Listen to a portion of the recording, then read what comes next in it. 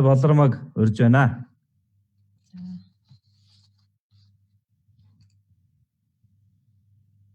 Харагдаж байна уу гшээ? За харагдаж байна. За. За сайн байцгаана уу? Өнөөдөр ихтгэл оролцсон та бүхэн бүгдэнд энэ өдрийн мэнд хүргэе.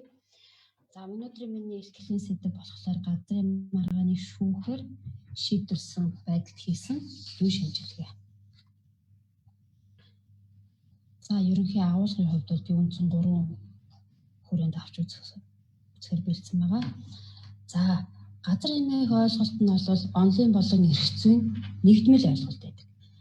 Газрын маргаан нь газар өмчлөх болон эзэмших ашиглахтай холбоотой хэм хэмжээний маргааны ерөнхийдөө их дагуулдаг. Ер нь бол газар бол нийгмийн амьдрал, экологи, эдийн засаг, улс төрийн маш чухал үүрэгтэй байдаг. Энэ утгаараа газар нь өөрөө байгалийн анхдагч нэгж, нөөц баялаг, оршин тогтнох, үл хөдлөх, тухайн улсын нутаг дэвсгэр тусгаар тогтнолын гол баталгаа болж өгдөг. Газар буюу үл хөдлөх эд хөрөнгөтэй байх явдал нь хүний эд хөрөнгийн болон түүнтэй холбоотой бусад эрх хэрэгжих, мөн ч ажиллах юм бол үндсэн хуулиар олгогдсон эрүүл аюулгүй орчинд амьдрах, өмчтөй байх эрх нь хэрэгжих үндсэн суурь болж өгдөг. За Монгол Улсын иргэдийн газар өмчлөх, эзэмших, ашиглах эрх нь хот төлөвлөлт, хөдөө орон нутгийн хөгжлийн бодлогод сөргөөр нөлөөлөх болсон болохоор энэ талаарх маргааныг шийдвэрсэн анхан шатны шүүхийн шийдвэрт дүн шинжилгээ хийх юм бодит хэрэгцээ шаардлага гарсан гэж энэ талаар нь судлахыг зорьсон. За газрын тухай. Газар гэдэг нь бол ерөнхийдөө газрын галдаргуу, түүний ус, түүний хөрс, ус, ургамал, амьтан бүхий орон зайн давхаргыг ойлгоход газар нь хамгийн анхдагч нэгж болохын хувьд одоо амьдрал, оршин тогтнох, үр шимийг нь хүртэхийн тулд заавал газрын эрх зүйг, газрын харилцааг эрх зүйгээр зохицуулах зайлшгүй шаардлагатай болсон. Газар нь экологийн тулгуур объект бөгөөд бусад объект түүнээс үлэмж хамааралтай салшгүй холбоотой.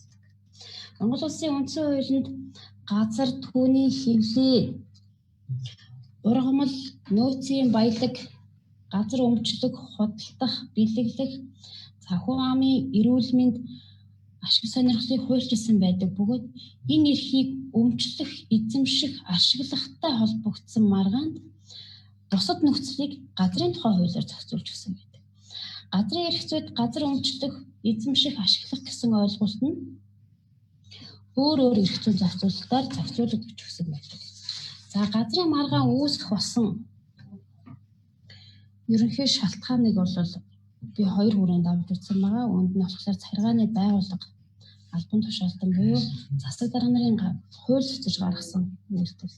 За үүнд нь газар зохион байгуулалтын ерөнхий төлөвлөгөө нь тусгагдаагүй, хуульд заасан гаа газраас илүү олгодог, тариалан эрхлэх газрыг хэтрүүлэн олгодог, хамгаалалтын бүс зөрчсөн, давхардуулан олгодог зэрэг мөн цахилгааны байгууллага, албан тушаалт нь өмнө гаргасан шийдвэрээ хүчингүй олгодог зэрэг нь нөлөөлдөг гэж үзсэн. Энэ дээр болохоор үндэсний аудитын газраас Монгол Улсын газар болон ашигт малтын байдлыг 4 жилийн судалгаагаар аудитын тайланд тусгаж өгсөн аудитын судалгаа. Тэрэн дээр болохоор нийслэлийн засаг дарга нарын захирамжаар зөвхөн гэр бүлийн хэрэгцээнд зориулсан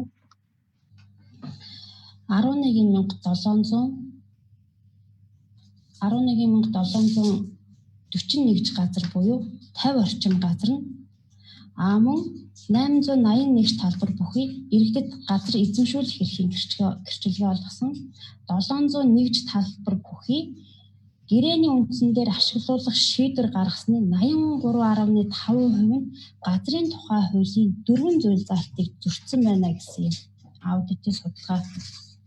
Илтгэгч Бадам Цэцгийг урьж байна. Бадам Цэцэг байгаль орчныг хамгаалахад байгаль орчны шинжилгээний үүрэг оролцоо түүний эрх зүйн орчин гэсэн ийм сэдвээр илтгэл хэлцүүлнэ. За таныг дэлгэцэн зорж байна. Баярлалаа. Илтгэл хэлсэн байгаа. За гарч байна уу? Дэлгэцэн дээр гараагүй байна. гараагүй байна. За эндээс гарцсан гэж төхөөгд. За би дахиад тэмүүлэг яах вэ?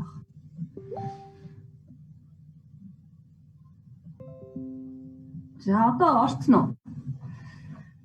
Ороогүй. Эндээс бас нэг баахан тохиргоо хийсэн нь орхолцсон. Screen share гэдгээ та сонгоорой. Тий, screen share screen тийм ээ. Share. Тий, share screen гэчээд screen байсан гэдэгтэй тэ өчтөр бол. За уучлаарай жоохон техникийн садал чи шүү. За орсон уу? За одоо орж ирж байна. Слайд маань ороод ирсэн байна уу гэж. Надад харагдахгүй. Одоо та нээж байна. За слайд ч ороод ирсэн. За та тэгээд За тэгээд за энийг өшөө жоохон томруулж гэж бодож байна. За одоо томор харагдаж байна. За та ихлээр. Харагдаж байна уу гэж. За тэгээд энэ хүү сонирхолтой эрдэм шинжилгээний хурлыг за тэгээд за сайн байцгаана уу та бүхний өдөр мэндийг хүргэе. Юуны өмнө энэ хүү одоо эрдэм шинжилгээний хурлд бэлтгэл хийлцүүлэх боломжийг олгосон олон улсын Улаанбаатар их сургуулийн эрдэмтэн багш нарт баярлалаа. За мөн хамтран оролцож байгаа одоо эрдэмтэн судлаач нарт баярлалаа гэж хэлье. За өнөөдөр бол их дэлхийн өдөр. Тэгэхээр энэ их дэлхийн өдрийг бол өөрөлдвөл олон улсын их дэлхийн өдөр. Энэ олон улсын их дэлхийн өдрийг бол 1970 онд Америк нэгдсэн улсын эрдэмтэн сенатын гишүүн Гэлорд Нельсон гэдэг эрдэмтэн анх санаачилж за дэлхийд даяар энэ хүн төрөлхтний өмнө тулгамдаад байгаа. За их дэлхийг хамгаалах, байгаль дэлхийг хамгаалах энэ одоо асуудал руу, энэ аян руу, энэ зөв хараа, энэ фокус руу дэлхийн нийтийн анхаарлыг одоо хандуулах зорилгоор анх энэ өдрийг тэмдэглэсэн байт юм байна. За ингээ 2009 онд бол нэгдсэн үндэсний байгууллагаас энэ хүү өдрийг дэлхийн нийтээрээ заавал одоо тэмдэглэн өнгөрүүлэх баяр тэмдэглэн өнгөрүүлэх одоо өдөр болгож заргалсан байгаа. За өөрөөр хэлбэл 1970 оноос хойш өнөөдөр хүртэл нийтдээ 50 дахь жилд олон улсад бол энэ хүү өдрийг тэмдэглэж байна. Ингээ та бүхэнд дахин олон улсын их дэлхийн өдрийн баярын мэндийг хүргэе. Тэгэхээр энэ миний илтгэлийн сэдэв бол байгаль орчныг хамгаалахад байгаль орчны шинжилгээний үүрэг оролцоо түүний эрхцэн орчин гэсэн сэдэв байгаа. Тэгэхээр энэ сэдэв маань бол яалтч болов өнөөдрийн энэ олон улсын баяртай олон улсын тэмдэглэл өдөртөө одоо давхцаж байгаадаа баяртай байна. За тэгэхээр би бол дараах одоо дэд сэдвүүдийн хүрээнд илтгэлээ хэлэлцүүлэх юм. За нэгдүгээрт бол байгаль орчны шинжилгээ, за хоёрдугаар байгаль орчны шинжилгээний эрхцэн орчин тулгымцсан асуудал гэсэн энэ дэд сэдвүүдийн хүрээнд ярилцах юм аа. За тэгээд дараагийн слайд руу явъя. Та харагдаж байна уу? За тэгэхээр Монгол улс доктортой хөгжлийн үндэсний хөгжлийн бодлого үндсэн чиглэл хэмээн үзэж, за озоны үе давхрыг хамгаалах Вений конвенц, за биологийн төрөл зүйлийн тухай конвенц, уур амьсгалын өөрчлөлтийн тухай нэгдсэн үндэсний байгууллагын ерхий конвенц гэх мэтчлэн хүрээлэн орчны асуудлыг тусгасан өөрөлдвөл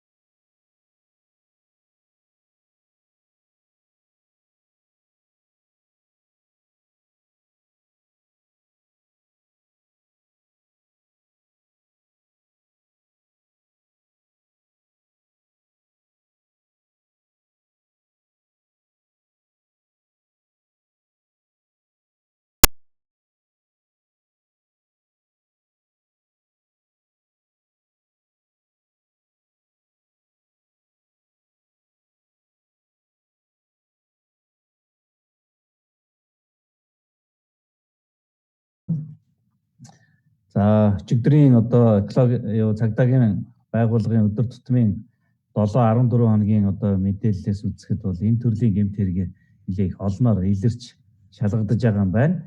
Тэгэхээр одоо энэ гэмт хэрэг бол гэмтхэн ихсэж байгаа одоо холбоотой биш. Одоо урд нь нуугдмал байсан ийм гэмт хэрэгүүд одоо илэрч шалгагдаж байгаамаа гэж одоо бас ойлгох нь зүйтэй.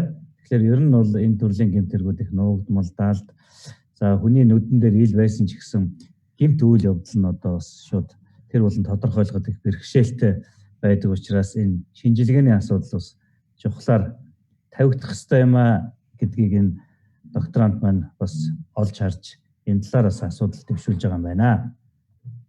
За ингээ Батан цэцэгтэй баярлалаа.